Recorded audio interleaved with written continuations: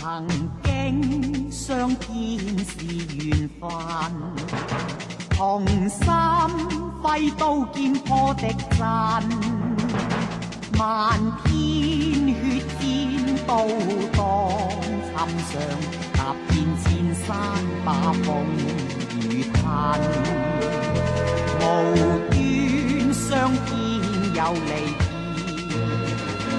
湖海奔波各有命運，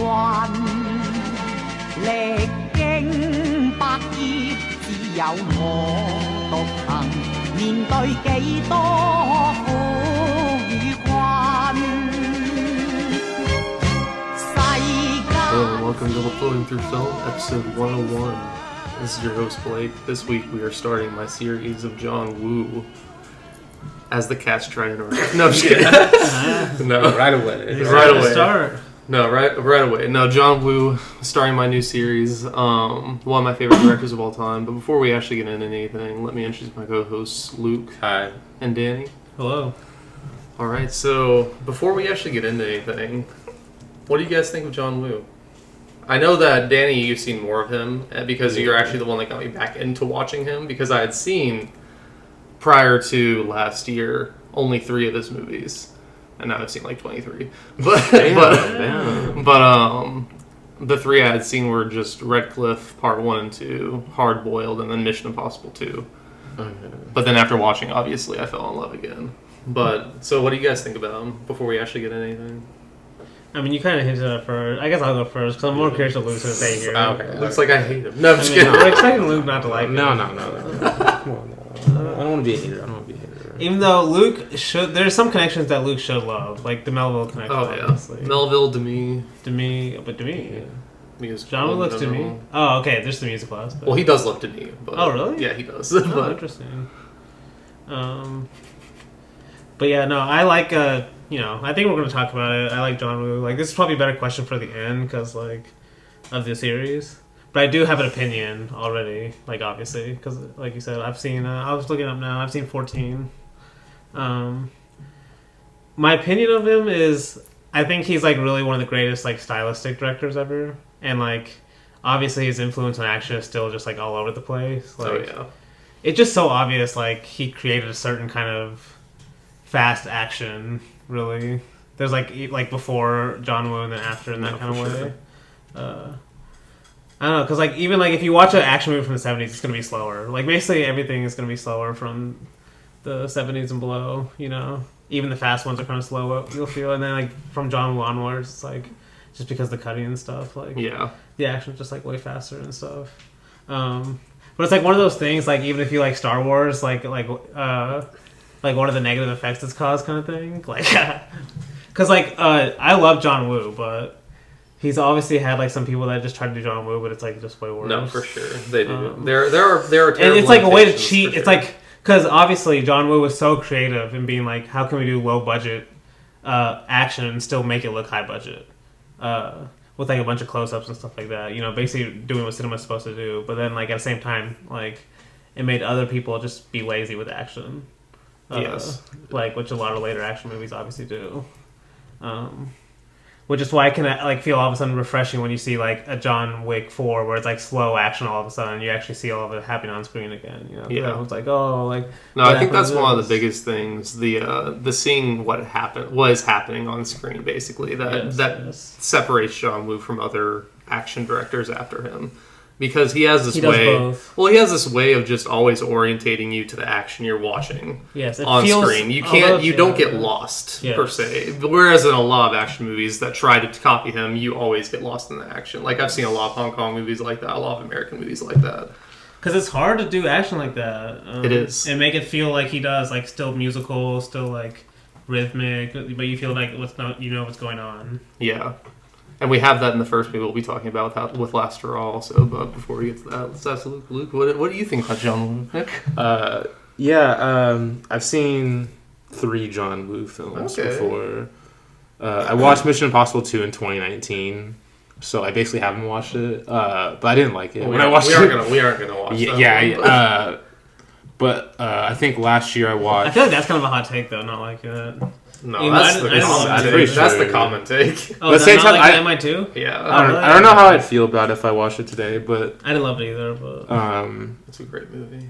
But yeah, I watched A Better Tomorrow and The Killer last year, and I liked both of those. I didn't love them as much as you guys, but like. So you're gonna hate next week? no. I'm gonna explain why I'm excited to rewatch. And I think I'll like those more. Is because like I was kind of thinking this week, like what I remember about. Okay, first I gotta explain my issues with the action genre before I go to this. But I've gotten a reputation as an action hater on this podcast, which is partly kind of true.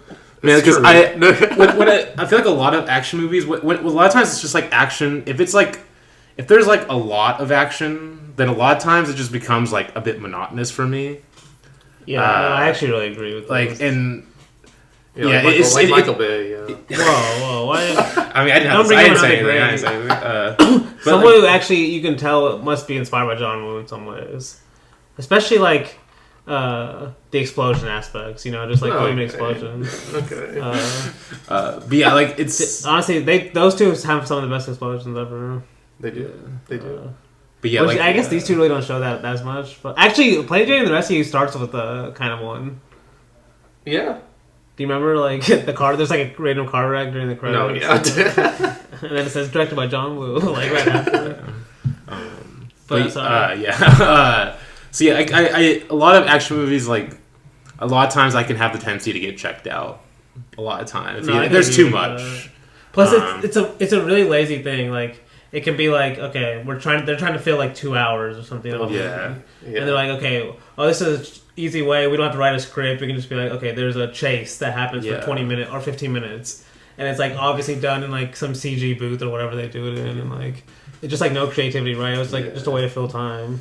Yeah, and but, like Woo's feels different. Okay, sorry. Daniel, okay, do this. No, because it's like it's just like. But he's like, right though at the same time. Right. It's like one of the easiest ways to be lazy. And like when like a movie just like it just like feels like it's just a bunch of people getting like shot basically like sort it's kind of like what keeps me from like loving the John Wick series except for the heroes because they're not even threatened by any bullet. Yeah. You know? But to get into John Woo, like I am really excited to watch because the main like scenes I remember from those two movies are the melodramatic scenes, and he's like that's probably like my main thing I like about him right now is like.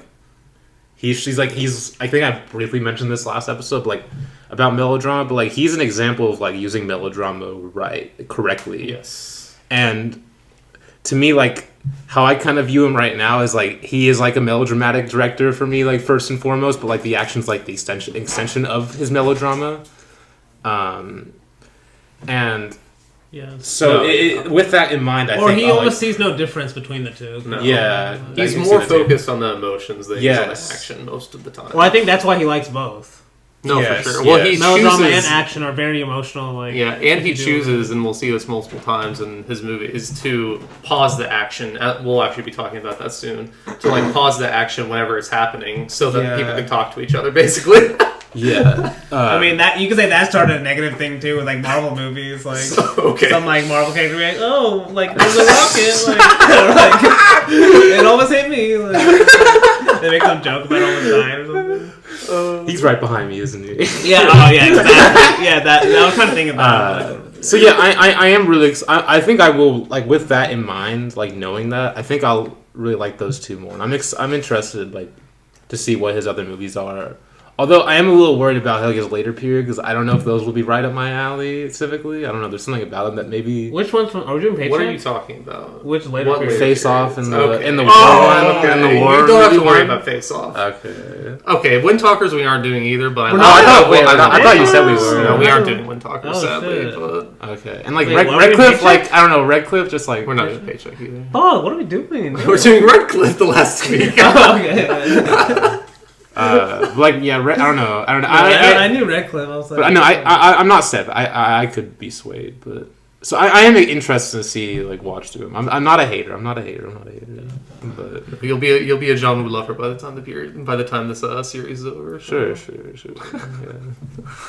All right. Well, I guess we can go ahead. No, but what about you though? Yeah, bro. I already said I loved him. Yeah. No. What was the reason you picked him? Because you said you really hadn't watched him before last year, right? Yeah, no, I Only a few I movies. fell off of watching Hong Kong in general after watching Johnny To and then those 3 movies by John Woo essentially. And then I finally got back into watching Hong Kong again last year, obviously. Yeah. But no, John Woo speaks to me on a spiritual level, honestly. These feelings of like loyalty and honor between people that are completely different, or like different but also the same, because we'll talk about doubling a lot in the series. Like, he uses the double a lot.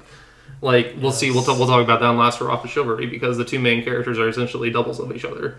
But no, I just love I love how he uses everything, and I love how emotional all of his movies are, because that's really what it's about. That's what separates him from other action directors, is how emotional and authentic his emotions feel, basically. Yes.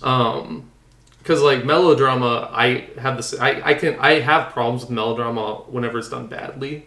Yeah. But sometimes whenever it's done like this, it just feels authentic. Well, no, when it's used correctly, it's like credible. Exactly. Honestly. Like, it makes you feel. Okay, So. Danny, we don't need to hear your thoughts on it. You know, but It makes you feel a lot. yes, so. yes. No, but Day disagrees, but You'd have to see, that's why you'd have to show me the movie specifically. A Better Tomorrow. I'm not. Oh, so you say Better Tomorrow's melodrama? Oh, it's definitely Oh, melodrama. it What? is. Oh, yeah, for To sure. me, like, There's a lot of melodrama. See, when melodrama's done right, but it's okay, not melodrama. because to me it's not. Yeah, like you can't take a movie out of context and say just like take one element to me, because it's like John Woo is everything. It is the melodrama No, for sure, yeah. but it's also just like his framing, which is amazing. Like Better Tomorrow is so good. Like the colors, like all of it. Where like a lot of melodrama can just be boring, like just stylistically. Yes. It can be a lot of theatrical sets and stuff like that. Just a lot of people talking, which it's not necessarily a bad thing, but it can be. It usually is. Usually is when the But John Woo doesn't have that. His movies usually are fast paced, I would say, with like the pauses. But No, they are. No, and the thing with John Woo is that a lot of times in action, that like to draw the movie out to 2 hours, they're doing a lot of the same things over and over again. yes. But John Woo movies never feel like that. Like, it feels like there's this like really Plain James popular. Rescue. What do you mean? There's just some like random ass gags in it, like to keep the movie going. But I mean, it's a gag movie. So. it is, yeah, no, it is. No, but there's this amazing tweet on Hard Boiled that someone tweeted out last year. Like, you think you've watched the coolest thing ever in Hard Boiled, but then it like one-ups itself 10 minutes later. That's John Woo's movies in general. Like, it starts off crazy and awesome, and then it just keeps on getting better as you watch it. So Yes. He always keeps you excited. he keeps you excited to watch it.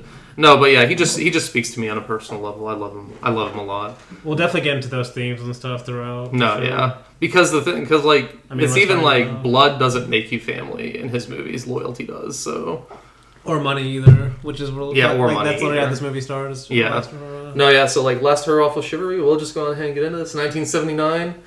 This movie did not do well. Oh, Did not do well at all. It failed completely. And then mostly because this type of movie was out of date in 1979. It was this type of Chang-Che, Shaw Brothers type movies is. you might have to explain that briefly. What's a Shang-Chi Shaw Brothers type of movie? So, just martial arts in general. Like, I actually will read a quote from David Shute defending The Last Hurrah for Chivalry, because it's kind of what is wrong with, like, why it failed, but also why it succeeds for people that like John Woo, basically. He says, Last Hurrah looks like a typical cheap martial arts picture, from the bad wigs to the overlit studio exteriors, but it's recognizably a real movie. There's an effort to make the characters talk and behave naturally, and the emotions are authentic. It's a meditation on the decline of the old sword-fighting virtues, and upon the nagging fear that they may never have existed at all, except as cherished illusions in the minds of a few weirdos, are doomed heroes.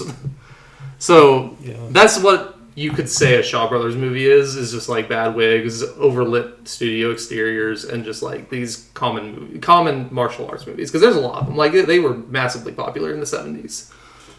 To the point where John Woo, I think this is his 4th martial arts movie, actually. Last Hurrah. Damn. In 5 years? In 5 years, yes. Because his first one, The Young Dragons, I've also seen. That one's also that one I actually like a lot. It's also got a lot of Chong Jae in it, but it's also a lot of John Woo as well. Like this loyalty for someone that you like, these doubles and loyalty for someone that you don't really know or have no reason to be loyal to, basically, except for your shared values. So, but yeah, so like the movie didn't do well because it was completely out of fashion at the time. But I personally love it. And I'm interested to hear what you guys have to say, because it is his tribute to Chong Jae, like I've said, but also to Kurosawa, which we'll get into that a little bit as well. But so, what do you guys think of Last Hurrah, Chivalry? I do think there is a similarity with Kurosawa for sure in terms of like these like deep themes of like loyalty, brotherhood. Are they even possible in this kind of world? Like the characters are in, but also their use of like close-ups at the same time. Oh yeah. But this one, I'm kind of like, I haven't seen really any Shaw Brothers movies, so I really don't have that connection to it, you know? Yeah. But I can definitely see John Woo in it a lot, like especially at certain scenes, for sure. Like, it has some of my, honestly, it has one of my favorite John Woo scenes. Okay. The flower. One? Oh, yes. When they're all just like, walking through the flowers. Yeah, they're like, we have tonight or something. I forgot the exact quote, we'll get to it, but at the same time, like, okay, actually, the ending was really losing me. Even though I can still tell, like, I hate one of my least favorite things in movies is, like, when they kill a main character, but they don't show the body or any blood or anything. They just show blood. Oh, yeah, they do show blood. Yeah, they do show blood. But, yeah, no. We'll get to that scene, too. But overall, I like the movie.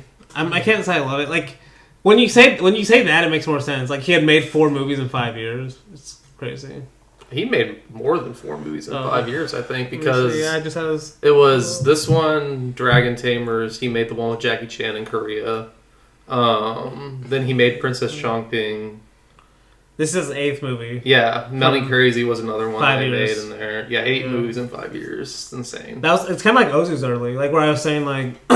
He was kind of just like practicing, working on what he likes, and not no, it is a lot like that, because I have seen a few of these early ones. Like I've seen the Young Dragons from Rags to Riches. I think was before this. It might have been after this actually, but no, it's all of his early movies. It feels like he's trying to find, or he's like polishing his like what he's going to want to do later on. This one even he's still polishing what he wants to do with this movie too. I mean, does he ever talk about this period? It's like no, he has. Okay. Yeah, no, his interviews book is a really good book because he actually talks about. I think it's him and Robert Elders talking about all of his movies, all of his early movies, including his shorts that he did in college from 1966 to 1990, whenever Hard Boiled came out. Oh, that's interesting. Or whenever A Bullet in the Head came out, I think. So.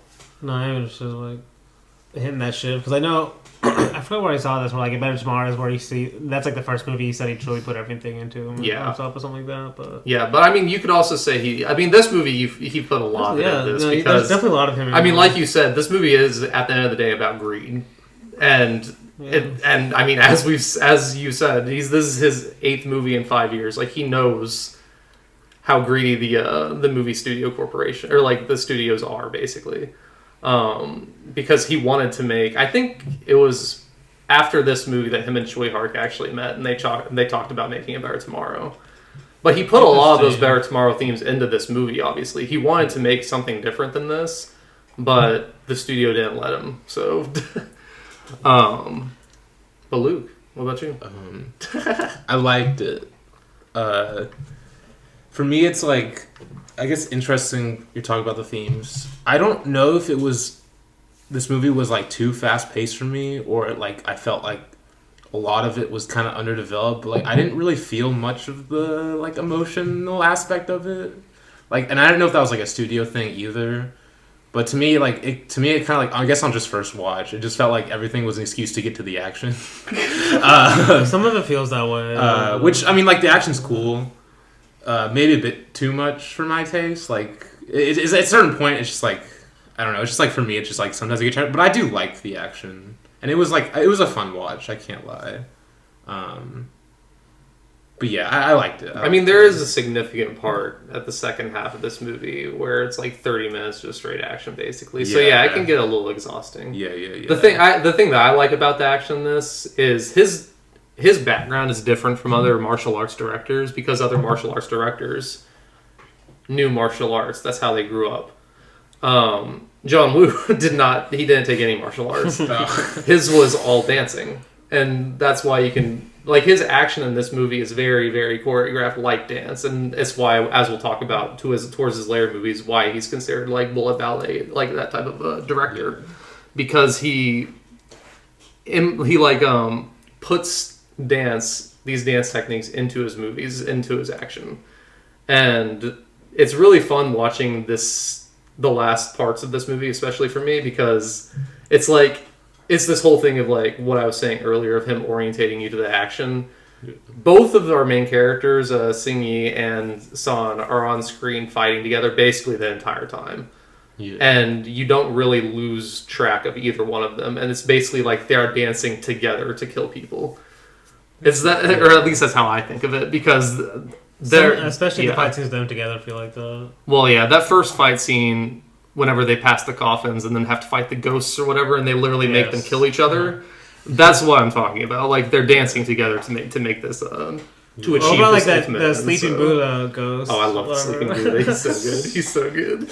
But yeah, we can just get into the movie, I guess, because we don't even get introduced to Divine Sword or San for a sec, because this starts out with who will be Wisely in Better Tomorrow, basically the asshole that betrays everyone, but Lord Sao. We see this whole movie basically starts with Pai. I think his name is Pai Ma or something. I can't remember the villain's actual name. His name's Pai, though. The jacked guy. Yeah, massively jacked man that kills Sao's master and all of his, or not his master, but he just like kills a lot of people in this party that he's having, his birthday party. Yeah, it actually reminds me of The Godfather a little bit, because at his wedding, I think this is his wedding or something. At the wedding, the villain shows up. And he like just brings him a pig head, like a severed pig head. So that's a good. That's after the. Well, no, there's a scene where they put a horse head in the guy's bed in The Godfather. Oh, that's after the wedding. That's not during. That's not during the wedding. Yeah. No, for a second there, I thought that you were going to tell me that was Goodfellas, and it came out 10 years after this. But no. No, yeah. No, but yeah, the pig head gets delivered to him. Yeah, no, it reminded me of The Godfather a little bit. But yeah, we get this thing of like betrayal because he bought this girl's freedom, or his like wife's freedom, and she tries to kill him because the other guy offered her more money essentially. It's a good business deal.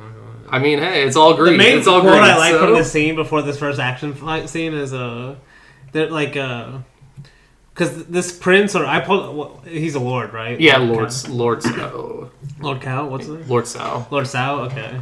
Like I thought he's kind of like he's teased as a good guy, you say, because he does betray them later. Yeah. But at the beginning, one of some side, I forgot who says it, but someone says a scholarly man isn't necessarily a good man, and that kind of gives us a hint of like this guy's not very necessarily good just because he's like smart. And we kind of talked about it earlier, like that's like a John Woo theme too already. It's like, just because someone's smart doesn't mean they're necessarily good either or has money. No, sometimes the smartest are the greediest. As we'll see. So. Yeah. But yes, after this whole opening, I think it's like 10 to 15 minutes, then we get introduced to Divine Sword or San, who will be following. He's the main character in air quotes, the T-Long character from Better Tomorrow, basically. But his intro is actually rescuing these kids that are trying to like steal chicken from this guy, or like basically eat because they're starving. He ends up stealing the guy's money and giving it to the children and everything. But it's just showing us that this is the type of guy that San is. He's the guy that stands up for the downtrodden in society, no matter what. And we also see this is like the first meeting between him and Green Sword. I think it's... Who's Green Sword? Sing Yi. That's what I call him in my notes before we actually get his name revealed, because I forgot his actual name. But I think it's actually... Sing Yi means green clothes, at least in the... That's like the friend character? Yeah, that's the Shagging Fat character. Okay. Okay, now we know. The wanderer that helps yes. that helps the person that needs it, or that helps people in need. He's like teased as like a selfish character the whole time. Yes, teased as a selfish character, but never is. Yeah. And a lot of his lines are actually really good too about that. But I think their meeting together is as Son is watching the prostitute in the brothel play her instrument, her stringed instrument. I still don't know what that's called, but I think the place was called like House of 10,000 Fragrances or something. Yeah, that's what it's called. Yeah. That'd be a firehouse place to go to. I'm not gonna lie. Like it must smell amazing. I love like the like is it an Asian thing where they always have the title places like 10,000 or something. I kind of like that. And I don't mean the brothel bar. I just mean like, the smell. Like if you heard about a place, House of I mean it's got 10,000 flowers and women in it. So okay, other types of flowers. No, but I really like this introduction of them because he's just watching the lady or like watching the prostitute, and then like Sing Yi just drops down into frame with his wine bottle, and then he falls. And I really like the shot of him falling because he's like, I think I actually wrote this. He said, "With luck by my side, what could possibly happen to me?" It's because he fell down right to the sign that says "luck." Oh, okay, yeah. He said, "With luck by my side, what could possibly happen to me? I eat and sleep, then I eat and sleep more, and when I make money, I drink wine." Then Son says, "You sure know how to enjoy life." But yes, then we get after this. It does kind of go to what Luke's saying is like a lot of this feels kind of just like going through the plot quickly to get to the action. Yeah. Although there are a lot of great quotes in these scenes, so I mean we're still gonna stop and talk about some of them. But after Son leaves, Sing Yi and the prostitute are just talking together because it seems like they have more of a history than like Son and the girl do. But he said, "I came here alone. I'll leave here alone. I have no relationships with anybody." That's one of the quotes with Sing Yi. Basically, him just trying to project this. It's a lot like a Western, this gunslinger myth of like I'm a loner. Basically, like if I have any relationship, it just makes me weaker. Because there's a lot of Western shit that happens in this movie, so as well. It's a very big theme in cinema history. Yeah. I feel like Melville has some characters like that. Like yeah. Loner types. Yeah. Oh yeah. Basically all. Yeah. Yeah. Basically. It's part of my job. I gotta be loner. Yeah. Basically. Yeah. I mean, Les Samurai. yeah. Michael Mann has some characters like that. And Michael Mann, the Melville connection is there with him and Mann too.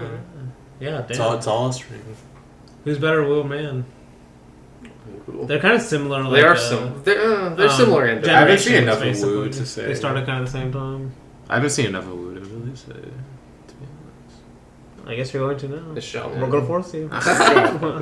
It's John Woo to me, but I love them both, like for different reasons. no, I mean, Heat's amazing. Does John Woo have Miami Even though- Vice? Does John Woo have Miami Vice? I mean, Miami Vice isn't very good. Miami Vice is amazing.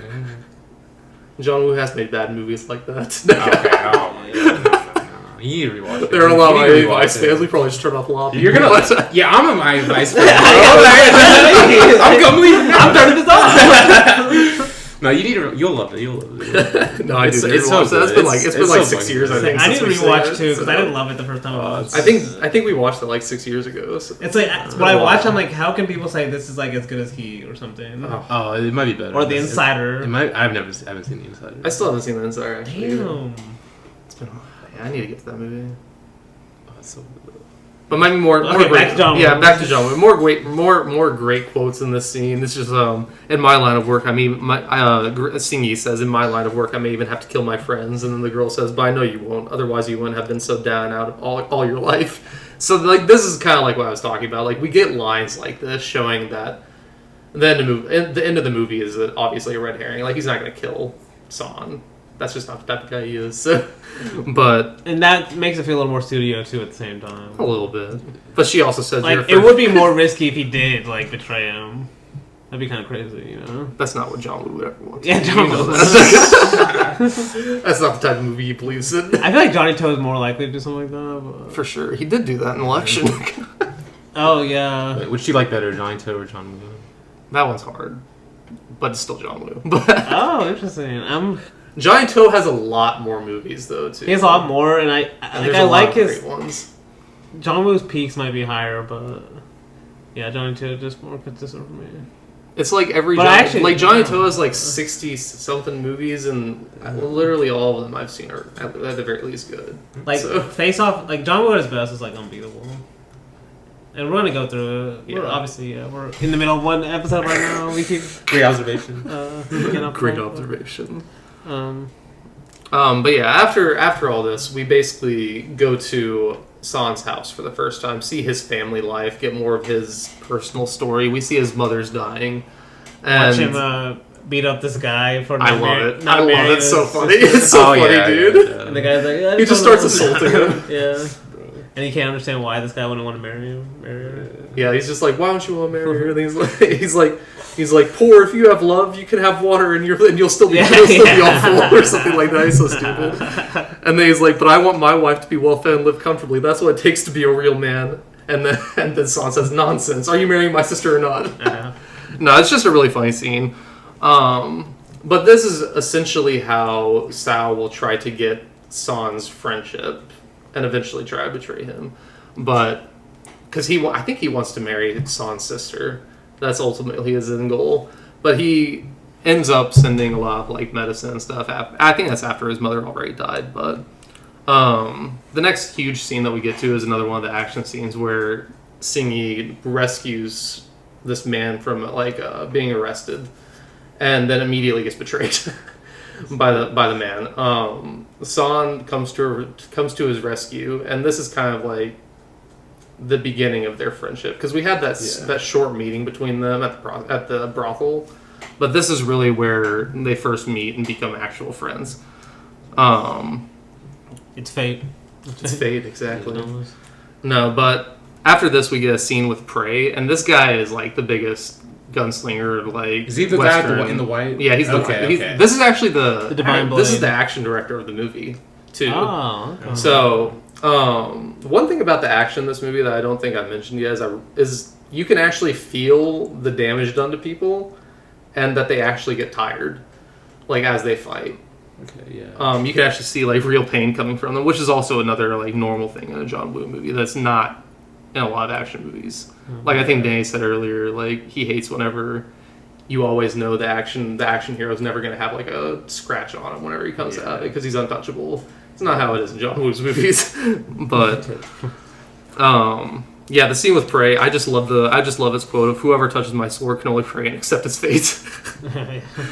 It's just like classic gunslinger shit. But just lost my place. Because we're basically at the spot where he fights. He does. Is it San, the main hero? His name? San's the main hero. He doesn't want to fight for some reason. Like, No, yeah, is he a former fighter or something? It's kind of this is more of like that gunslinger mythos type. Like, have you guys seen Gregory Peckinpah not Gregory Peckinpah? Gregory Peck's The Gunslinger. No. I haven't either. So that movie is dealing with like this gunslinger myth of once you're a gunslinger, there's no way you can not be a gunslinger, because someone's always going to want to come after you if you're legendary. Yeah. That's basically what's happening with San. Is he was such a legendary sword fighter that he doesn't want to fight anymore, so he's hung up his sword. But people still will come and try to challenge him. When the Lord's trying to get him to, he's the only guy that can help me win this battle. Yeah, no, because like that's the other thing is like Sao, the Lord, is trying to get San to fight his battle for him, essentially. He's trying to get this moon sword or something, right? That's it. That's like this legendary sword that his master owns or something. Some like Avenger ass plot line. Avengers ass plot line. No, but the guy, like the gunslinger, doesn't like need to use his gun. It's like Rio Bravo has Rio Bravo. has John Woo that also in there. loves. Does he like? Okay, that's definitely makes a lot of sense then. Like It's kind of like the retired. I'm retired, but not really. Like one more mission. I have to. Although the Rio Bravo is the young guy. That's like he doesn't need to prove himself, so he doesn't want to. Yeah, this one. I mean, this one feels like he did something in his past, and that's the reason he like hung up his sword, because he doesn't want to like kill anymore. Yeah, that's what this at least feels like. But yeah, he ends up basically running away because he doesn't want to draw a sword against him. Meanwhile, we see Sao plots with Prey, and we don't know exactly what for yet. I mean, I would know because this is my second time watching, but your first time watching, you're like, they're just walking around, they're talking to each other, and you don't hear any dialogue. Just like classic like plotting shit. Mm-hmm. But then Green Sword, we get back with Singi. I call him Green Sword in my notes, but he meets the woman again, and this is more of that cowboy gunslinger western stuff that I was talking about, where she says, "Promise me this will be the last time you have to kill," and then he's like, "Once there's a first time, there can't be a last time." Damn. Okay. I will say this is where I kind of agree with Lucas. It's way more wooden though, because it's like, first of all, she's literally there just to kind of draw this emotion out. Like, Basically, it's like it's like literally what I hate about romance and in westerns, in just any kind of movie where it's just like Chris Nolan romance, basically. Like, there's a woman character just so you can draw this kind of like family emotion out when you need it to kind of balance out the action or what they think needs balancing. That's kind of what I love about Johnny Toe, though. He never has any of that. This one's for the boys. Yeah. Every single movie. Better Tomorrow doesn't really either, though. No, that's something that that's where you can feel the more two studio movies, stuff too. It's like, oh, you need to have like a beautiful woman that like. No, these audience first two attached, movies are going to be the most women we'll see in any. The way you said that. Well, it's true. It's true. So That's hilarious. well, There's one in The Killer, right? The Killer has Sally Ye in it as the singer. Yeah. That's kind of an homage to Les Bride, though. So.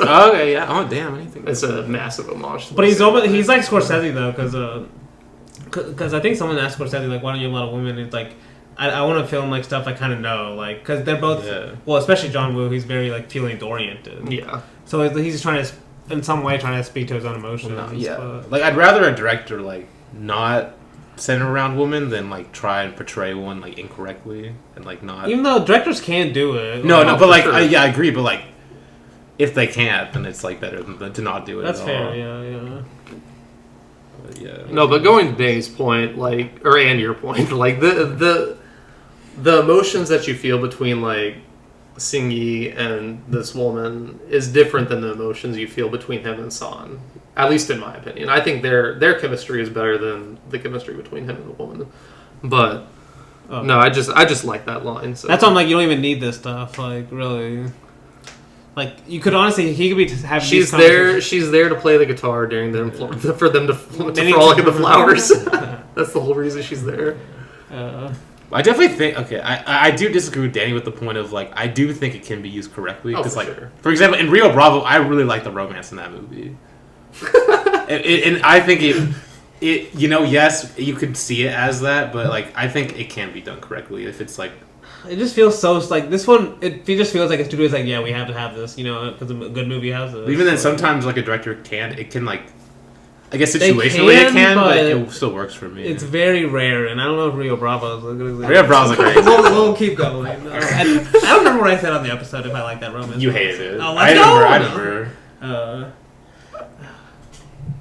It's hilarious. Like, I love, like, Johnny Guitar, like, the way it does it better. Well, Nicolas Ray's, like, always, it's, like, the focus, really. Like, it's either, focus, or it's, like, it's a loss, where it's, it's always hinted at and stuff. Yeah. But, it's always, like, doomed, you know? Yeah, so good. Back to John Woo again.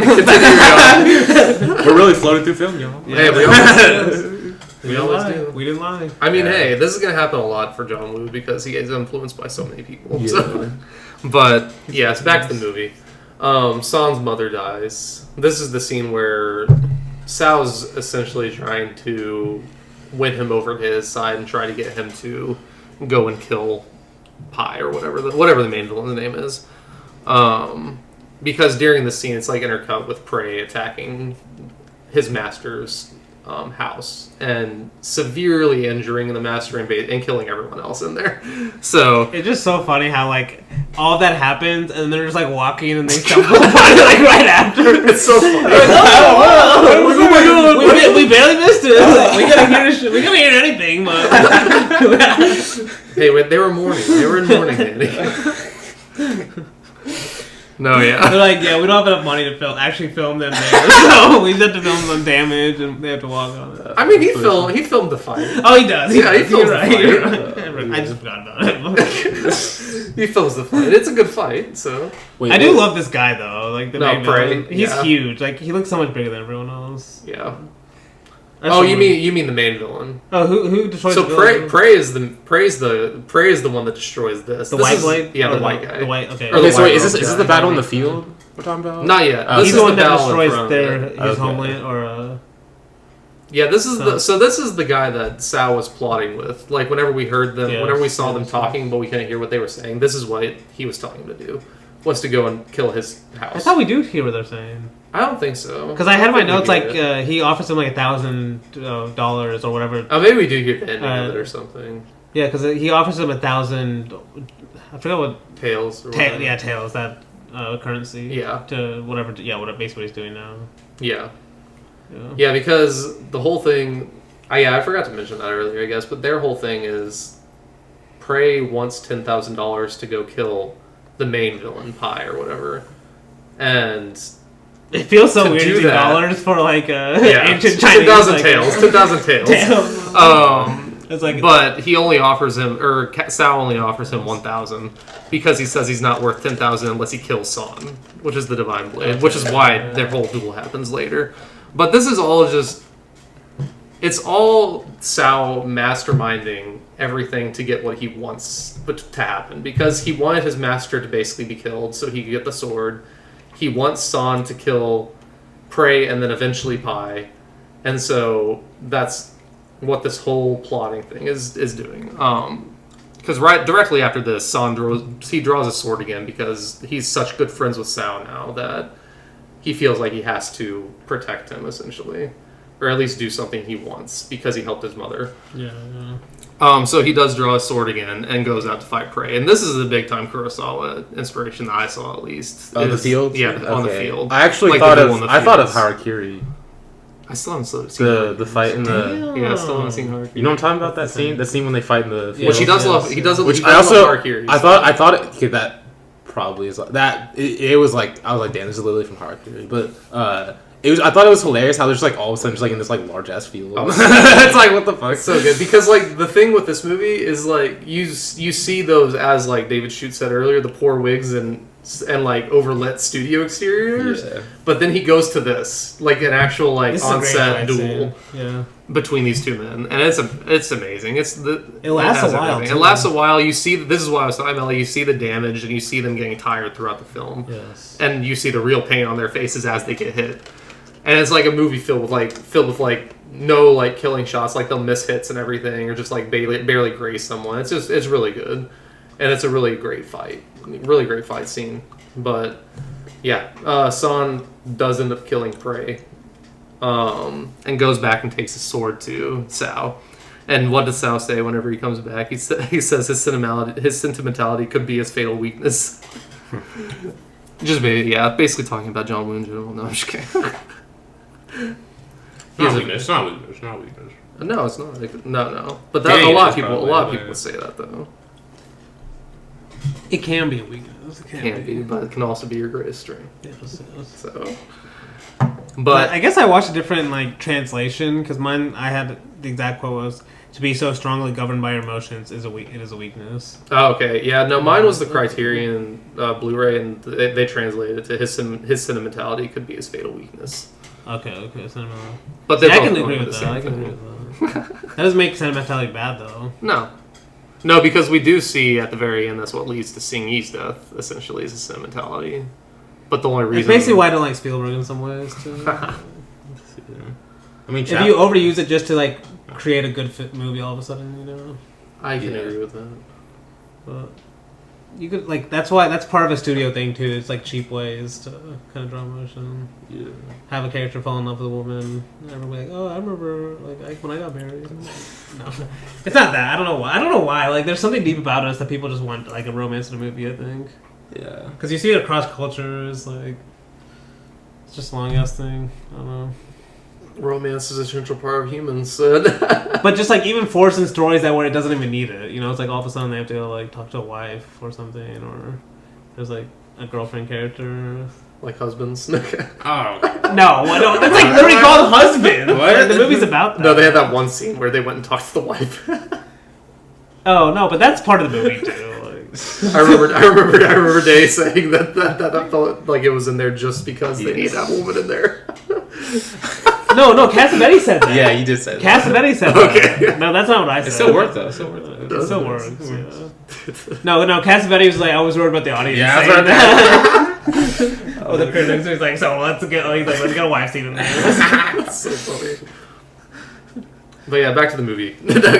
No, so this next scene is Xing Yi and San fighting the con artists in the gambling den and figuring out that they work for Pai, the main villain. Once we figure that out, we get like this short scene of like, at least me being on a second watch, I know that this is like Sao being a fake ass, like committing suicide in air quotes. Like he hangs himself and gets saved just as San walks in, so that he like guilts him into going to kill Pai. But we see that Xing Yi is watching Pai and everyone that's in the place that they're going to eventually go and raid, just to scout the location and see what they're going to go up against. So this is where we see a foreshadowing of the action to come, essentially, because we see 3 of the 4 groups of people they'll be fighting, like the ghosts. We see that guy with like the chain or whatever, the weapon on the chain, and then we see Pai, obviously, but we don't see the sleeping Buddha, I don't think, in this scene. But he goes back and tells San what awaits them. But after he tells him, San's like, I've got to go anyway because I promised this to Sao. And so they do set out and go. And this is where one of the best jokes in the movie, at least in my opinion, comes in. Whenever they walk up and see their coffins. Like, they just see their coffins right in front of the building. And Xing Yi says, damn, I was really hoping I could live to 60. Oh, I don't know. It's just a great joke to me. But this is where, like, the big fight happens. As they walk up to the house, people literally pop out of the coffins. Yeah. Oh yeah, I the like fighting starts. So. I really like how it just turns into a heist movie for like all of a sudden too. Like, I kind of like that. I mean, obviously, I kind of wish it was like more like heist oriented, but like I get more heist oriented. It's just a bunch of action. I don't know. It is a bunch of action, but I mean, this isn't really a heist unless you're talking about. Well, I like the whole point. Like, oh, there's like at this point, there's gonna be the sleeping guy. Oh, like, yeah, like kind of that part of it. No, they're going through. Yeah, they're going through all the defensive, like the layers of defense that to get to this guy. But yeah, like, what is your guys' favorite? I mean, I feel like everyone's favorite is the sleeping Buddha. Oh. Well, okay, the Buddha too, but like the cage, I really like the cage. The cage. We kind of skipped over my favorite part of the movie, the waterfalls. Oh yes, no, I forgot about that. Yeah, that's like, right before they leave, they are frolicking through the flowers and the waterfalls together to the ladies playing the music. Someone, I forgot which one of them says, perhaps life and death aren't very important. That's kind of a John Woo theme too. Is like life and death isn't necessarily the most important thing. Like if you have to go for your values, kind of thing. Yeah. But then they're like, we have. Damn, I forgot what they say. Oh yeah, let's not dwell on today or tomorrow. We still have wine. And then they like start frolicking through the flowers as she like plays the music. It's so good. And that's like a John Woo like kind of montage scene too. It is. No, I'm glad you brought that up because I did forget to put that in my notes. So. I mean, and we're gonna use the picture for the music for it for the YouTube video too. Oh yeah, the picture. Scene, yeah. So. Oh no, yeah. I had to bring that up. Yeah, but that's basically after and then we get all these fight scenes. From these. I like that kind of ghost, like you have to make them fight each other thing. Yeah, because that one definitely has a lot of, like, the best choreography. I think. I mean, the sleeping Buddha, like that one. I mean, all of this has amazing choreography. Yeah. That's the thing. I just like how the cage just came out of nowhere. Yes, like, I was just I like that. I like the cage fight too. It's just like let's just throw it in there, like just to make it interesting. The cage fight is insane. But yeah, I mean, the sleeping Buddha is just like how did he like do that? Insane. How did I have no idea. Because he was like laying on the floor and he like stood up. Something that guy just has a super flexible body too. Yeah, you must. It's absolutely insane core like strength. Like you just have to watch it to believe it. It looks too simple, and then when you think about your own body doing that. Oh no, I couldn't. No. Even then. Well, plus he has his eyes closed, like a lot of it. Like imagine how much practice this took. Oh my god. Yes. That's why, like, I need to watch some of the older, like, Chang Che, just, like, Shaw Brothers movies in general to, like, kind of compare. Because, like, I've seen John Woo's, obviously, later ones, which are not, like... I haven't seen his martial arts movies, basically. No, yeah. So, no, this one... I don't have a very good reference point. This one... I mean, the martial arts in this movie is really good. It is different because it is more like a dance than it is actual martial arts at some points, but I've seen you guys compare King Hu like that, too, exactly the same way. Yeah. King Hu I find more interesting than this, because, like... Well, first of all, I feel like King Hu has, like, the magical aspect of wuxia. Which this has the sword. It has the sword fighting, but like a lot of like King Hu is about like the spiritual side, and then like also the nature. Like the nature is like This one's about the spiritual side of friendship. It's you can just say the friendship. yeah, I wouldn't say the yeah. I don't know about that, but like I don't. Yeah, they're different. No, they're This definitely one was like his first wuxia director was King Hu, and it's like all downhill from there. Oh, for sure. No, it really is. It really is. Yeah. I mean, this isn't really like. This has wuxia elements, but it's more so just a straight martial arts kung fu movie. Yeah, that makes sense. Wait, Because so they're what do you mean different. They're different? different genres. So- completely. Wuxia usually has like magic. You know? Wuxia's like Like, the they can insane. jump really Wuxia's high. like the end of this movie where it's like his fuck around strap basically where he flies away. That's wuxia. That's wuxia. Yeah. Where like Mortal Kombat comes from. I'm like, okay. Like, Mortal Kombat. and all of a sudden, where a character like will jump out of frame and like. No, yeah. But the way King Hu films it, it's like you can tell it's like so good. you just you need to watch it. You believe it. Watch it. Oh my god. This one's kind of unbelievable because like this Sao guy doesn't seem that powerful throughout the whole movie, and they just like once he gets the sword, he's like this most powerful like villain that they can fight. But yeah, no, this whole fighting is amazing. I really love the like I already said, the sleeping move is my favorite part, but I like this last when he's fighting the Jack guy too. The last the Jack the that candles. one's. I mean, that's like one of the best fights in the movie. Yeah, I like the candle set. the framing of all the the candles. candles dude. and like the way he has to use like the the sulfur thing in his yeah. mouth. Yeah. I mean, just the opening frame of that fight is amazing. Like with all the candles still being lit, Yes. and then they just slowly go out as the fight goes on. Kung Fu Panda reference. Kung Fu Panda reference. Do you remember all the candles they have? Anyway. You mean Damn, Kung Fu let's Panda go. reference this? Dick? I don't know. I actually need to rewatch those before the new one comes out. Yeah. We gotta do an episode. We will. Kung Fu Panda series. 1 through 4, they're our most popular one. Let's do it. I'm down. It probably would be. We can't do everything. That's a lot of movies. At least do the first one. We need to do the It's first just one. Kung Fu at least. Panda. It won't be Okay. that hard. Maybe we can just give our overall thoughts on each movie without like reviewing. We need to it go like into we Kung do. Fu Panda 1. It's like essential to me. It's just a part of who I am, you know. I mean, so I love the movie too. It's incredible. Masterpiece. Okay, back to Anyway. John. No, one quote that sticks out, I'm sure to most people that watch this scene that love John Woo is we've seen throughout their fighting through this to get to this point that especially in this scene where it's like you don't know if Sing Yi is going to try to kill San because that's eventually obviously what we're going to see is they're going to trick us into thinking he kills San. But as they've been going through here, they've been having these little like he like kicks San and then like stabs someone behind them and stuff like that. Like he's like playing or joking around at, like that he's gonna kill him essentially. And so at the very end, whenever they end up defeating Pai, he said Sing Yi puts his sword right to San's throat and he says, "Cao Pong gave me 500 taels to bring back your head. And you are a friend when he needs you, but a piece of junk when he doesn't." And then San says, "So is this the final move?" Sing Yi says, "I told you to be on guard." San says, "I'm never on guard with my friends." And then Sing Yi said, "That's why we're both destined to fail." And then San says, "Will there be another move?" "Yes, there will be a third and fourth move. There are just too many moves when it comes to friendship. You just can't defend against them all." See, that's why I was like, I would have loved it if he actually did betray him. Because I was like, those lines would have hit so hard, honestly. Like, but you know, obviously this movie like Yeah. can't allow for that. No. But John Woo would never allow for it. I feel like John Until Woo the end. could do that.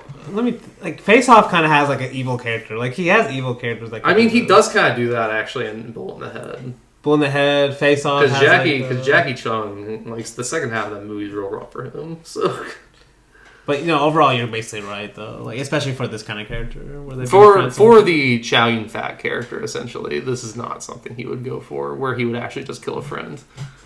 But yeah, after that we get like them returning to the city, or at least Sing Yi returning with San's body, and whenever they return, it's like I think the prostitute's like talking to him, and he says, "I told you not to fall in love with the Drifter." Just more gunslinger shit. But now we're back with Sao after all this, and this is whenever he kills his advisor. There's some really good lines in this because, or actually, it's like whenever he kills his master and then his advisor. Like he kills his master with the sword after he finds it, after literally breaking the Buddha with all of his rage. Like, see, there's some spiritual stuff in this. All right.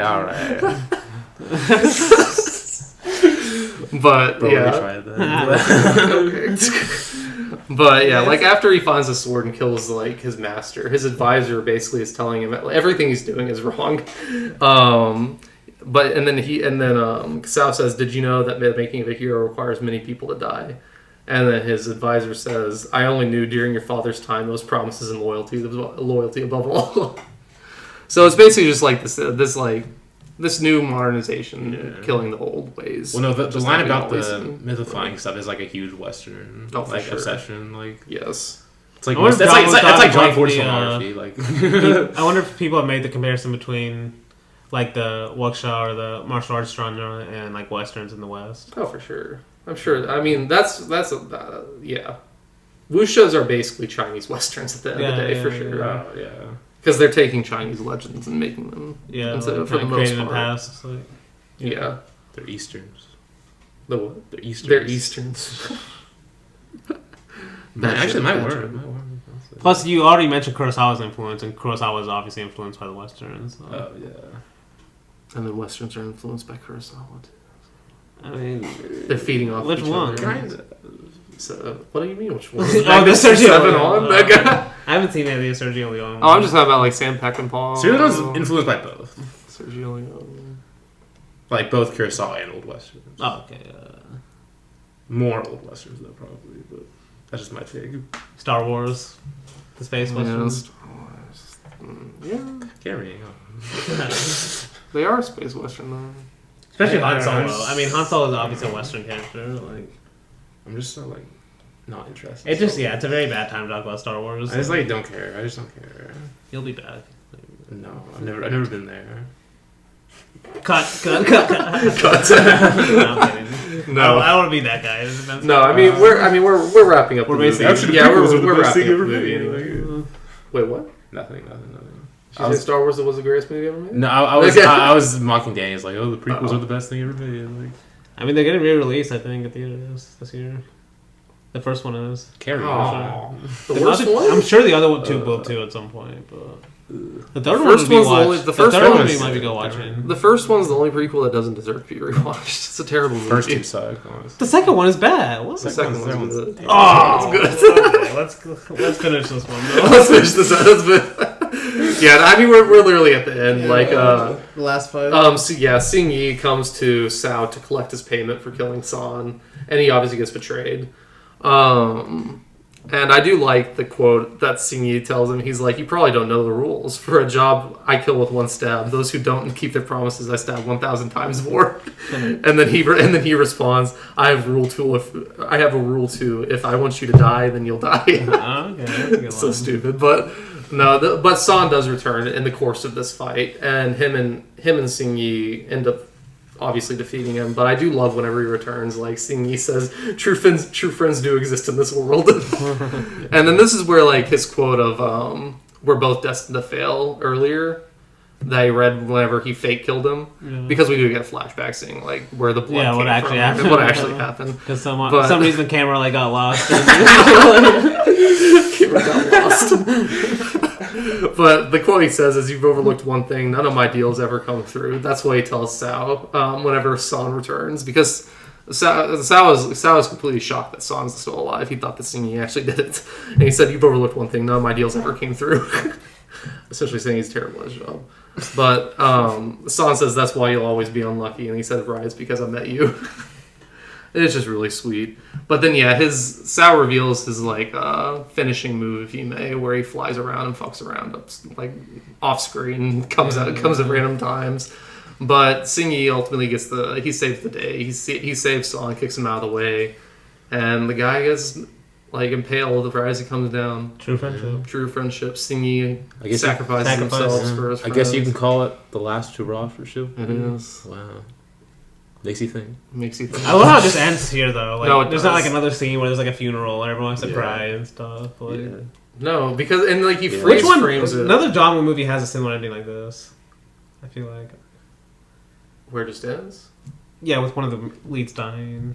Oh. Is it the killer? I mean, I don't remember. I We'll mean, get Better Tomorrow wins with the one Lee's dying. But then, okay, but Better Tomorrow is a different ending at least. Like the very end. Hard Boiled, not really, but Maybe kind of. I haven't seen these movies, y'all. Oh yeah, I don't want to talk about too much. Yeah, we don't talk about it anymore. But yeah, I mean, yeah, that's the Last Hurrah for Chivalry. I still Do love you like this this movie. movie? No, I still love it. I I mean, liked obviously it you more like the first time. I didn't like it as much the second time because I have watched more other martial arts movies still. Like I like whenever I first watched this, I had watched I think like 7 Shang-Chi, and a little bit of other kung fu movies, and up to this point now I've seen a lot more since then. It's interesting as an early film, I think. No, it's a very interesting early film. I like the kernels of John Woo that will turn into and what he'll turn into, because this is, like I said last week, it's his trial run for A Better Tomorrow. Like, we see that Sing Yi is definitely like a Chow Yun-fat Mark character in A Better Tomorrow. Yeah. It's a massive influence on that movie. But overall, I didn't enjoy it as much this time.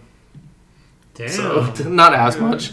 I still love the themes and everything, but I still like it a lot. I still do. It's got some like high it a moments lot. for So. sure, but It's definitely just, it's a little long, too, so just a little long. But, yeah, we can go ahead and take a break real quick before coming back with Plain Jane to the rescue.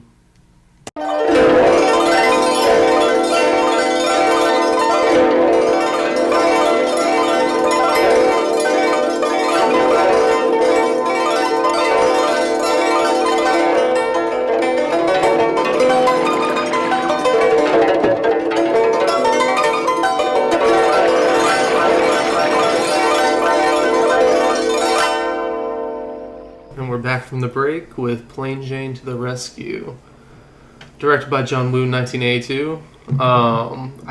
This isn't his last comedy, but I think it's his second to last comedy, actually. And up to this point, I've only seen this one and From Rags to Riches in terms of the comedies he's produced, or he's made. I think I have a couple more of them downloaded, but I just haven't gotten around to them. I will say John Woo's comedy is not my favorite.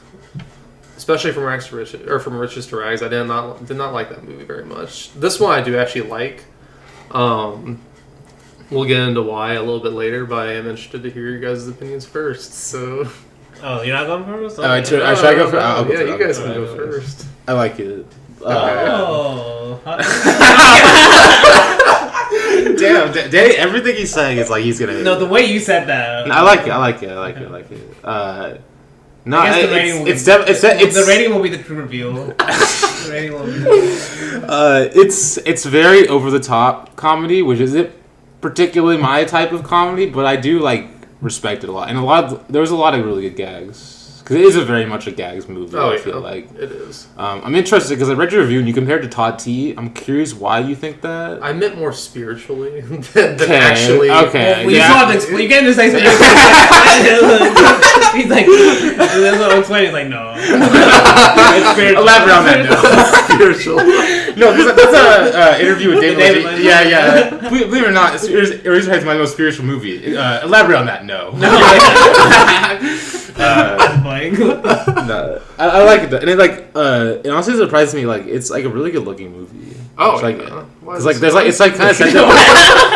there's no header on Letterboxd, the poster. It kind of undersells it. No, okay, but it looked good. All right, Danny. Let's go. No, I will explain. So the spiritual to Tati, I feel like she's a spiritual relative to Tati in terms of they literally can't hold a job because they can't fit in with society at all. And we'll get into this as the movie goes along, but Tati's really good at making himself not the centerpiece of the movie, and I think John Woo does a really good job with her in this movie too. I don't think she's the centerpiece. I think Hong Kong itself is the centerpiece of this movie, so... Okay. There are certain scenes I would agree with that. Like, maybe the opening scene you could say that, where, these, shacks just get destroyed by the and stuff. But she is in other scenes, in certain ones, it reminds me of Chaplin, too. Oh, for sure. No, it's a lot. She's a a champ character. There's a lot of trend in this movie, for sure. Less than Top T, but I could see some Top T there. But, I like the movie. Okay. I didn't love it. I don't believe you. I'm more curious what I'm going to think at the end of this as we go through. I didn't love it, though, I'll be honest. But I definitely like Last Hurrah Chivalry a lot more. Okay. I might like this one more than Last Hurrah. Damn. I like them about the same. So. Okay.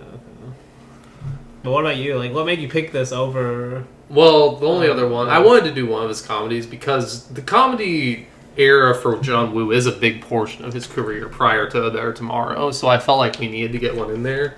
And out of the two I had seen, this one was far superior in my opinion. Although I do need to watch From Riches to Rags again because John Woo, that's the one that he says of his comedies and of a lot of his movies, that's his favorite because he had the most freedom for that movie, From Riches to Rags. Oh, but that's the one you don't like though. Yeah, it's the one I don't like. I don't think it works very well, but it's not like a comedy. It's very depressing. But I might need to. I need to go in and watch it again with that in mind already because John Woo did not want to make comedies, and that's whenever he made From Riches to Rags. That's why it's a very depressing, pessimistic type of comedy. But no, Plain Jane to the Rescue, I like a lot because it is just like incredibly crazy. It's just this incredibly crazy comedy that has this Chaplin, Tati, silent era like style to it that I really love.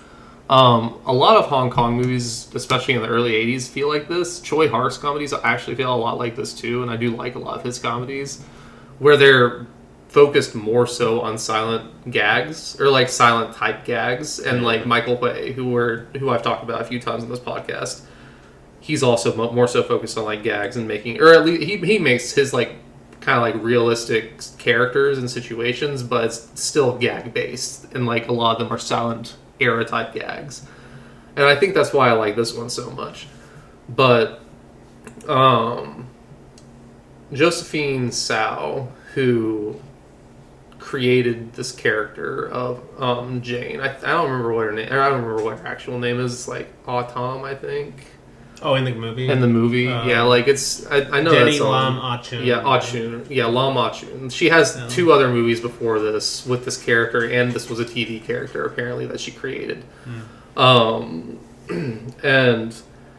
I have not watched the other 2, so I don't know how they are. But I have read a book on John Woo where the author had seen the previous 2 movies, and he does say that you can tell John Woo actually did make a lot of changes to at least this type of movie that she was doing before, apparently. Like, and it just looks a lot better, like Luke was saying. Like, it just looks like a real movie, kind of. No, yeah, some of the sets were like, I mean, it depends on the scene. Like some of the Office stuff is really good. Also, when they're in the bar during like the filming, when they're filming the scene in the bar, like that was like bandwagon vibes, honestly. Which scene in the bar? The noir. They're filming that movie. When they're filming the movie. Studio. Oh, it gave me a similar feeling to like the bandwagon, the noir scene. So like you said the bar, and then for some reason my brain went to the birthday party when they brought out the giant ass cake. I'm sorry, but we'll get to that point. But no, that's one reason. I think that's the main reason why I like Plain Jane though. Is like it does feel like a silent era comedy homage film. Yeah, but yeah, we can go on ahead and kind of like get into it. We're not gonna like talk beat by beat. We're probably gonna tackle this a lot like we tackled SLT ones. I feel like where it was just like talking about gags as it progresses in the story. But yeah, it starts off with like this great type of gag that honestly looks a lot like Modern Times to me, like the shack in Modern Times, like this rickety old house. And Modern Times and Mon Uncle, I think, are the 2 movies that this reminds me the most of, at least thematically. This type of like modernization, making us not individuals, or like taking away individuality. But this is the introduction to the Zeta Corporation, who is buying up everything in Hong Kong, and basically. Honestly, some of my favorite stuff in the movie is the Zeta Corporation. It's great. It's honestly a really good portrayal. Really good portrayal of capitalism in general. But yeah, we see that they've just bought this family's house, essentially, and told them to get out. And we'll see this throughout the entire movie, that they're kicking people out of their homes. More and more people are becoming homeless. I think Josephine Tsao herself says later in the movie, like, whenever she's talking to that lawyer, that 2 million people are about to be homeless in 2 days, whenever this will passes over or something like that. But we are introduced to Sao Fong, which is Josephine Tsao, and the credits fucking up at her job. Oh, in the road. Yeah, painting the lines. I love how like when she's painting it, like he like keeps freeze framing it, so like it's just like longer till like shit's about to go wrong. Yeah. It's just like he's delaying it and delaying it and delaying it, and then like. And then it's a great little thing, like Dave said earlier, where the guy just drives into it, and right whenever he hits it, just says directed by John Woo. It's a really funny way to portray that, but it's just a good way. It's a good opening for her character because this is how we'll see her throughout the entire movie. Essentially, she is a fuck up, but she's a fuck up that is more so a fuck up because she can't become part of the system. Yeah. She's too much of an individual. Honestly, these opening scenes of her like going through all that jobs probably my favorite moments in the film. Yeah, no, I do like it a lot because like we have the classical music something. I don't know why she's here. Yeah, but they never. It's like there's like Americans all of a sudden like just like watching her. Yeah, we have no idea why these people are here, but it's like a dream sequence. Like the way the guy starts laughing during his like. It's so insane. I mean, so that happens. And then like the next one might be my favorite, where she's the stunt double for. Yeah, this was one I was talking about. Yeah, the one that you were talking about. This one just takes forever though. Honestly. It's good. It does go. The payoff's good. I like it. It's like the opening night thing where they're talking about hitting women. Yeah, I really thought of that when I was over watching and over again. But like also, do you see what I'm saying? Like kind of like the vibe of the bar gives me bandwagon vibe. No, it definitely has that noir type vibe too, for sure. Yeah, but yeah, honestly, I thought it was funny. No, I thought it was really funny because like it keeps progressively getting more and more rough towards her, and she progressively gets more and more tired and can't crawl off the screen. And she just turns on them all of a sudden. Oh, that's the best part. It's like gets CTE all of a sudden. It's like And the cameraman says like there's not even a lens on the camera or something. No, yeah, that was the best part. Like because there was that one. I think it was like right at the very end where he hits her, and then she gets hit so hard that she's literally crawling off, and the guy's like, "Hit your mark, second team, hurry! Film's running out." But then yeah, we found out the lens isn't even on the camera, so they have to do it again. But then we get introduced to Ricky Way, who you guys have also heard me talk about because I love the Way brothers. And I love Ricky Way. I love his face. He's just got this distinct face for the camera, this like goober ass look for me. I don't know. But he's like the love interest / friend. He's the love interest / friend in this film. I think his name's Fawn. I don't know if is he a love interest? Not really. Like he thinks he is. He's in love with her. Yes, she's not. She's and not she kind of because she's still going to visit the parents and stuff. No, yeah. No, she definitely likes him. I mean, like as friends more so. I think. Is it? I don't know.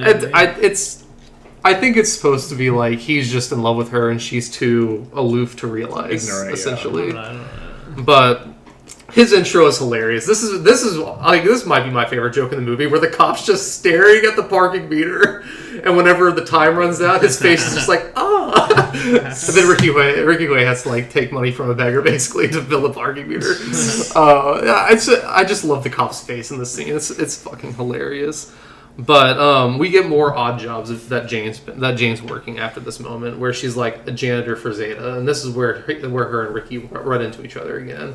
And I honestly love the scene where they run into each other because it's got this like Walmart vibe to it, or just any type of corporation vibe, where it's like they stand up, like it has this like robot talking to them this entire time. It's like I don't remember exactly what it says, but it's like stand up, time to stretch, or time to do the stretch, and then they like do that chant. Oh, it's like that seems like a mononcle kind of thing. For sure. It's just like all like the corporate ass like. It is because he's like Zeta. I have it written down because it makes me laugh every time. It's just like Zeta stocks up every day. Zeta's assets are unmatchable. Zeta's employees are the best. They put in 100%. Zeta has many benefits. Zeta offers flexibility, and then they just do that stretch at the end. That's just so stupid. Oh, it's so dumb. Oh my god. But yeah. This also does feel like modern times to me, but that just this type of feeling, the setting especially. Well, because the second part of this joke is whenever they like go out, have their coffee or whatever, have their little coffee break, and they come back, And then the robot is like, I still feel like you guys are feeling stressed. Why don't you take your bag out and yell all your complaints into it or whatever? Because they're all just like yelling all the things that are wrong with the company into the plastic bags, and they break it. Yeah. But I don't know. I just that's what they were doing. That's what they were doing. I was so confused. I was confused. What? No, that's what they were doing. I was like, are they like about to throw up? They were just complaining. No, they were just complaining into the bag, and then they pop it and then get back to work. That's funny. Less than Vince. But yeah, Ricky. After this, Ricky follows Jan. This is why I say it's not really a love interest, because it just feels like he's following her around like this love-struck dog, almost, and she's not really realizing him. But they go to the job agency, and this is where we see John Woo. We see John Woo. He's trying to get a job. He's trying to get a job because he's out of a job right now. And she's like, "What do you do?" He's like, "I'm a director. I'm a film director." And she says, "Oh, She says, "What does a director do?" And then he says, "He's God." He's a god. And then like it goes back. There's like the smoke and like light behind. It makes him look like an angel. Yeah, it's very funny because Ricky Hoy just after that says, "I've seen this man's films. They're terrible." But she's just impersonating the job person. She actually needs a job, so they have to go back down the end of the line. But another scene, she ends up getting a job with the Zeta Corporation, actually, because like the son, the CEO wants her to train his father to have Italian good Fat, manners. right? Italian Fat? No, he's not in this movie. Oh, wait. Who do you think it was? Who's the guy with sunglasses? No, that's not Italian Fat. Oh, that is not him. Who's that? I wish it was. I have no idea who that is. I think I would have been able to. He reminds me of the president in the Legend of the Stardust Brothers. That's like the obvious one. Which you haven't even seen yet. But no, he hires her. He hires her to train his father to have good manners. And the scene that she arrives at the house reminds me a lot of My Uncle 2, honestly. Just arriving at this really modern ass house. Yeah. But she arrives there and did they ever explain why this dad needs to be taught like manners and stuff? Like, no, I don't think so. It's kind of came out. It's like another job she just found randomly. Yeah, just another Craigslist random job. I think at the end of the day, I think it's just like the dad wanting, or the son wanting the dad to sign over the will, and he thinks this will make it easier for him to get for like him to get him to do that if he like teaches him manners or something. I don't know. Because that's his whole plot, is to get his dad to sign over his will to him, so he can control all of Hong Kong or some shit. Because I think we actually find out in one of these scenes, like in this moment, that like he owns 40% of Hong Kong's finance. Just like okay, we'll believe you. And the ending of this movie is insane too. The ending of this movie is fucking just the weirdest thing that you've ever seen. And the most rushed thing I've ever It's seen. so awesome. I love it. I can't complain about the rushes because I love Popeye's ending. I don't remember Popeye. When they ran out of money, and so they had to kind of just go to the ending really quickly. But yeah, the intro of the father is just like we see him playing, I think like checkers in this park, and he sends these kids to attack her basically, or to like haze her. So they beat her up a little bit. She ends up getting the money, and this is like, you can say this is them like feeling like they are themselves connected, like same spiritual animal basically, because even the other guy that's with the father says like, oh, this one's different from the others or something like that. But now we just have a series of gags with her and the father, like her trying to teach the father manners. I like the matches one. The matches one is amazing. That's probably my favorite. Well, mainly just when she walks into the pool. Yes, that part's amazing. Going. That's a great shot. It's a great gag. With the music too. It's a great gag. Yeah. I was like, that's probably my favorite gag. Also, I was like, I wonder if John Woo comes back to that at all. It's like a great. It's like that's a John Woo type of shot right there. The walking out of the water. Yeah, when she's like walking on the water, like. It's just so fucking cool. It's like time on it too. Impressive. Yeah. It's very impressive. Some of the other ones, I mean, we have like the never shouting into the paper towel, which is kind of funny. I don't know. Table manners scene is also funny. But yeah, the incense one is definitely the highlight in that. Funny's doing a lot of lifting here on some of it. No, I'm kidding. Funny's doing a lot of lifting. Okay. You have to respond. Some of them are funnier than Some of them are funnier than others. Damn. Okay, you don't love all these, dude. I don't.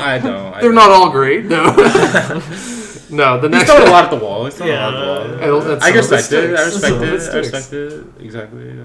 If we didn't have the paper towel scene, would we have had the walking out of the water scene? You never know. No. I mean, we still could have. Gonna just cut one out. Yeah. Next thing. There's one where he's like, she's teaching him like a horse too. An elephant. With like food in front of him or something. I forgot. I forgot what he's Yeah. trying No, to get that's him to that's do. teaching him to like walk straight or like how to walk properly. Oh yeah, to walk properly. Yeah. The walking properly and then the bowing both deal with the with that tail that she puts on him. But yeah, no, there are some funnier ones, but the incense was my favorite too. But the next thing that we actually see is Ricky and Jane out to dinner, where he's basically trying to like do the Lady and the Tramp gag with the spaghetti and the. I think this is going to be our header for the YouTube episode. Yeah. Actually, is with him trying to kiss her with spaghetti, basically. So it almost works. There's also the gag where he puts his arm around the wrong guy, like around the guy when he It's a thinks great it's her. gag. Also, this is why I just love Ricky Way. Like he does this type of comedy well, in my opinion. But yeah, whenever he puts his arm around the guy, is also very funny. But then they walk to a car lot for lovers, and this also is just like kind of just insanely awkward because it's like he's obviously wanting something and she doesn't understand. Because even whenever he's like trying to kiss her, she's trying to do kung fu with him. Basically, it's kind of funny. But then the Zeta Corporation comes in and ruins everything because they've bought up even more property. Kicks everyone out. Is this where the gag where the guys like trying to take down the posters and the guys keep putting it No, up? not yet. Okay, That's coming up. That's coming up. That might be my favorite gag in the movie. That one is I have that one specifically written down because I love it so much too. But no, the actual next gag that happens is the parking gag that returns.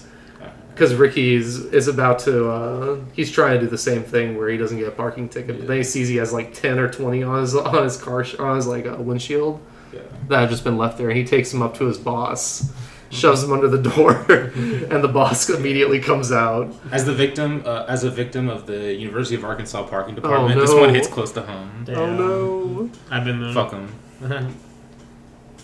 They do get you. They're terrible. They're awful. They're fucking terrible. Fuck them. It's like there's nowhere to park there, dude. Exactly. But yeah, the guy, the boss basically ends up. He just like dresses him down a little bit and gives him a decrease in salary. But he says, if every employee is like you, how can an organization function? But then yeah, after this, Ricky basically goes to Jane and says, I need more confidence because I'm not confident enough. Yeah. And this is where she trains him to be as confident as an elephant. But Okay. with some dumbass elephant. Like, That's why she's like teaching him how to roar and stuff. yes, Like, and the roaring is honestly funny. Like I think the roaring's funny. It's more like barking, but Danny hated it. I don't hate it. It's just some of this is hard to get through. Let's be honest. No. You didn't like the scene whenever he went and confront his boss? That one was funnier. Like it's very hit or miss. This movie. It is because he barks. He barks at the Zeta sign every time he barks at it. It like goes out. I kind of like it. I don't know. I like it. No, and that it's actually maybe a little later. It has one of my favorite gags with the Zeta Corporation. It's a little later though. Okay. The conversation was with his wife I thought was funny because he's just like, I'll report your corruption. You're an industrial spy. He barks. I know who's the father of that woman's son. Barks. Your wife gives birth to a black baby. Barks. The boss says he'll give him a raise. I don't know. It's so stupid. But this next one is another one of my favorite gags where Jane and the father are at his birthday party. And they bring out this giant ass cake. Okay, yeah, that seems good. That cake. The first time I watched a good idea for a this, No, it's a good idea. How many people more use this? Like, it was just hard to bake, I guess. Well, It would be so I hard was to actually get thinking the about same this. You have to bake it in consistency. sections because there's no oven that's long enough. Oh yeah, obviously. You have to bake it in sections. Get a long I mean, ass like, oven, how do they bro. keep it warm? Like, You need for to have if you're bigger doing like, Yeah. you have to have at least like 3 ovens, like that are wide. Or And then bake it maybe 3 at a time. escalator oven. You put it through an escalator, it like bakes slowly. As it going down the Like escalator. Quiznos type oven. I don't know what the Quiznos oven looks Like like. what? You haven't seen the Quiznos? I thing? don't think I've ever been to Quiznos. Damn. Is it good? You know No what I'm one talking about. The likes sandwich. Quiznos. Okay, but you know what I'm talking about. The sandwich thing. No, I've been to Quiznos one time in my life. Damn. Okay. So, but yeah, No, the cake is awesome. Cake's cool. The first time I watched this, I was like, "When is the cake gonna end?" Like it just gets absurd. It's And just then he gets like, absurdly passes long. out, like trying to blow. No, yeah, out. that's. I mean, that's the whole plot of the. Yeah, that's that's whole the the joke. son's whole plot is to try and Well, get they his give him the dad to get sign. a heart They attack. trick him to sign the thing Yeah. in the most like dumbest way possible. Like, But yeah, even before the insanely long cake, though, we do have the shot of like Ricky shooting her with at her with an arrow whenever her and the father are dancing, and then it's like him transplanted into there. We get like a little dream sequence or like a daydream of him dancing with her, but the son ends up locking the father up in the Zeta Corporation like main building or like in it's like the hospital or something. I don't know. He locks him up somewhere, but Ricky ends up giving Jane his heart. This is the scene that you were talking about earlier, where one of your favorite gags was, because right after Ricky basically proposes marriage to Jane, the Zeta Corporation comes in and takes down her father's business. yeah, well, this is the gag where they're like the guy's like trying to rip him off the boat. Yes. But then like at a certain point they start handing it just to him to start rip handing it it. to him. It's just It's like so oh, funny, it's so dude. funny. Because it's a great theatrical way of showing the corporation's power over the little guy. We can outlast you. This also has one of my favorite, like, this is what I was talking about earlier, where, like, the execs are all just celebrating, like, we just had this win, and they're like, yay! Yes. Like, every time. It's, like, robotic. Like, in like the villain ass like meeting room. Basically. Yeah, we just, like, Yes. took this home, so they're all, like, just cheering. Yeah, they're all cheering. Yeah. Because I think at that scene the father comes in and like breaks everything up. Yeah. It's one of my favorite quotes. Like whenever he's like yelling at us, he's like, "I hate your glasses. All I see is my yelling face out of them." But I can see why you thought he was Shaggy and Fat, honestly. But No, especially the way he shoots some of the scenes. With Yeah. That's how he shoots. Shaggy and Fat would have been great in that role for sure. Yeah. But Sunglasses. this is where I actually had the quote that Jane said like 500,000 people are going to be homeless in half a million people will be homeless in 2 days. But we go to the hospital after this because he did end up locking his father up in the hospital. And this is another one of the great gags, I think, whenever they dress up as Santa, her and the lawyer dress up as Santa, and they're trying to inject this bodyguard with this numbing agent or something, but it fails. This is my movie. It's like one of those random cuts. Yeah, I was like, where the fuck this come from? How did they end up in a Santa costume? I was just I do love the Santa costumes though, because I do like even the guy goes like, "Why are there Santa costumes here? It's not in season." It's like they're aware of it. I mean, it's like John Woo was aware of it. Okay, it's like we're definitely missing the scene or something. Like Santa cut to keep it an hour and a half, which I respect. I respect. This did not need to be over an hour and a half. No. I love the ultimate end to this scene though, whenever they get thrown out of the window. Like, just so stupid, so stupid and funny. But see, the entire end of this movie is just like is just Ricky and Jane trying to hatch plots to free the father from a situation, because the next plot that's hatched is whenever they have like this fax machine basically that Ricky made that they're trying to send a will into the house or into the hospital. They do this by dressing up in red costumes and blinding a man with a red gun or something. I don't know. It's very stupid, but it's a cool contraption they have. Yeah. Both these movies turn into a heist movie at some point, I guess. Okay.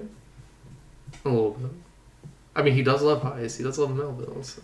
There's a good chase. Does he have like a scene, pure with the car? It might be right after What's this the with thief? the car chase scene. Is that like a pure heist? Yes, movie? pure Okay. heist I'm movie. gonna check that out. I like Once the heist Thief's a movies. very good heist movie. I like it. It's a good movie. You're kind of shitting on it before. It's a solid movie. It's like a solid 3.5 hates it. hours. He hates it. It's a great movie. You don't listen to Danny. He hates it. He hates it. Are we at the part with the car chase? We're Okay, we're basically there, but before we do have that scene of the people like starting to protest because the Zeta Corporation is taking over everything, and this is where Ricky Hui uses his like newfound confidence to kind of stand up for everyone. But yeah, like after this is when the chase happens. Like we have the three Zeta Corporation green cars, the cars, green yeah. cars come. They cause a wreck in the tunnel. And this is the one that reminded me of Traffic. Yeah, this is really Traffic. Like, it definitely feels a lot like Traffic. I like. It goes so far as to show them all stretching and like nursing their wounds at the very end. I really like during the crash when just all of a sudden a car just jumps over. Yes. Like I just love that decision. It's so funny. No, it's just really, it's done really well too. Like, yeah, the car stunts are really good. Yes. But this is like, this whole ending sequence, I think John Woo said it was him and Josephine Tsau's idea that they just had this ending sequence where it's basically just, he himself said this is the first time that the British handoff of Hong Kong in 1997 was actually talked about in a Hong Kong movie. Was in this movie. Like the in what year? Well, like in 1997, China was. They were first back. Talking about it now. Yeah, like this. John Woo at least says this was the first movie in Hong Kong to actually talk about that. Because this entire last 15 minutes is just. It's like 15 minutes of people coming together for the better, or for like hope for the future almost of like Hong Kong in general. At least that's what it ends up being, because it starts out as just a car wreck and then like this guy threatening to blow up the tunnel. But then it just turns into all the citizens like giving the government their demands. I love that. Yeah. It's so good. Like it's just like it's like the only time they can get what they want is like during this hostage situation. Yeah, where they all partake they all end up partaking as like, we're not getting out of this tunnel essentially until we get what we want. Because I love it. Like we have like the one guy that says, "I hate the traffic in Hong Kong. Everyone, if you hate the traffic, honk with me." Oh yeah. And that just starts all the honking. It's so good. But Jane's request obviously to get the guy there. We have Roman Tam coming to sing for everyone in the tunnel for some reason. That's definitely just like we have to get some song in here. Yes, like, how do we get a song? It's definitely what it feels like. Honestly, I kind of wish he just made this whole thing a musical. Honestly, I think it would have worked well. I think it would have too.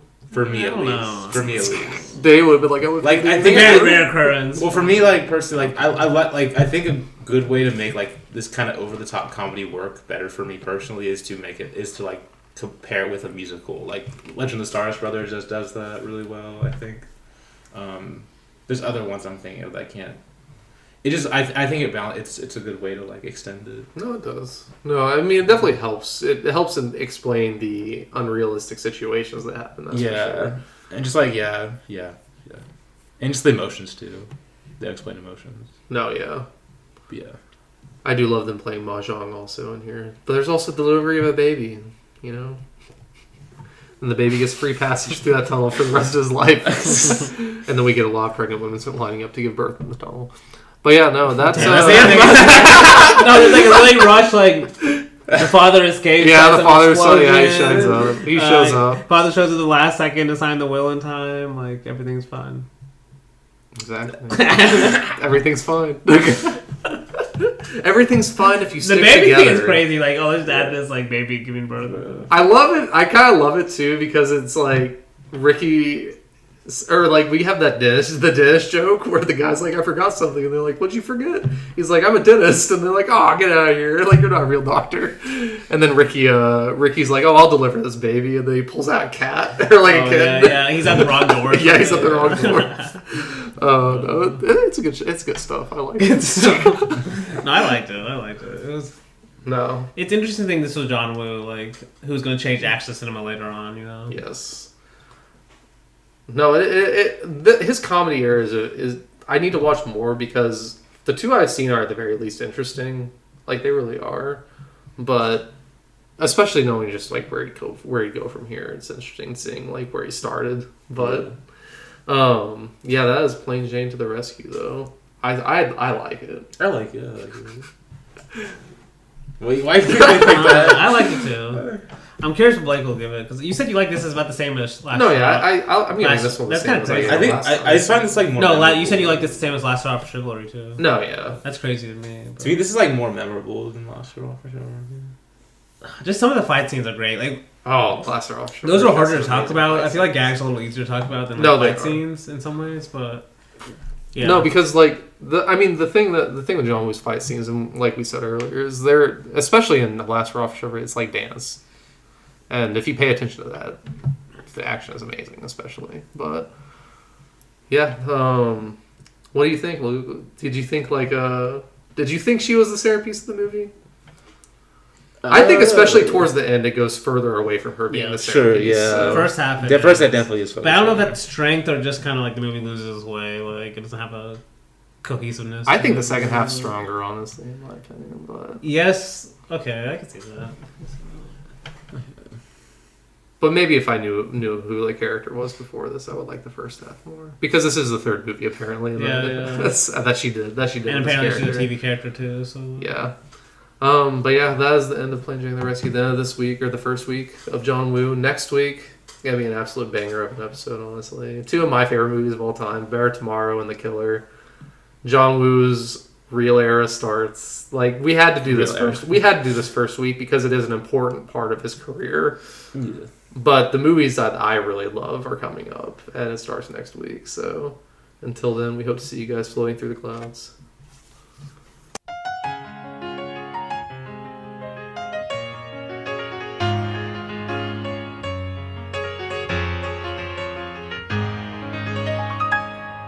覓理想，為理想，共你齊心找理想，不為難，尋求人生的意義。受創傷，被創傷，遇到疑難仍舊上，不怕困倦，不怕旅途受挫折。莫計獎，莫計賞，預計成功可永享，需苦幹。勤勞遲早得價值，對信心，被信心，定要明了前路向，不分晝夜，不分雨情隨路障，悠悠長歲月，得失不必怨，際遇有萬轉千回，唯求能照耀。